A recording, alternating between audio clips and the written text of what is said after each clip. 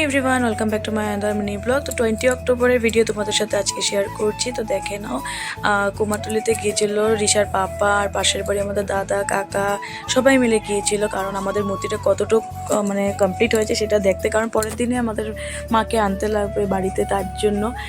তো মা নিজের বাড়িতে আসছে একটা বছর পরে। তো দেখো সব মূর্তিগুলো এক একটা নিজের সৌন্দর্য, মানে তাই যেহেতু কালার করা হয় না তাই কিছু বোঝা যাচ্ছে না। তো দেখো আমাদের যেটা মানে মূর্তি সেটা রং করা হচ্ছে, আর এদিকে দেখো একটা কমপ্লিট হয়ে গেছে। আর সব বড় বড় মূর্তি, কতগুলো ছোট মূর্তি, শ্যামা কালী আছে, রক্ষা কালী আছে, শ্মশান কালী আছে।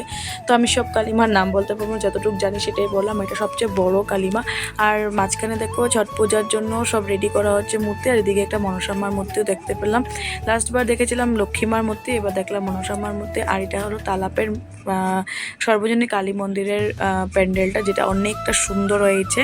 আর এটা কিছুটা এবার দুর্গাপূজার গুইজানের প্যান্ডেলটার মতন হয়েছে। যারা যারা দেখেছো তারা জানো, আমি তো যাইনি, আমি শুধু ফটো আর ভিডিওর মধ্যে দেখেছি, সেটা একটু মানে লাগছে দেখে। তো অনেকটা সুন্দর হয়েছে, যদি পারি তো চেষ্টা করব যাওয়ার, কারণ তোমরা তো জানোই আমরা মানে আমাদের পাশের বাড়ি যেহেতু পূজা হয়, তো আমরা কমিটির মানুষ হয়েছি, কমিটির মানুষের সদস্য হিসাবে আমরা থাকি, তার জন্য কোনোখানে যেতে পারি না। এরপর সেখান থেকে তারা বের হয়ে দেখো আমাদের প্যান্ডেলের এখানে এসেছে। আর এখানে কাজ চলছিল, মানে ডেকোরেশনের কাজ ছিল।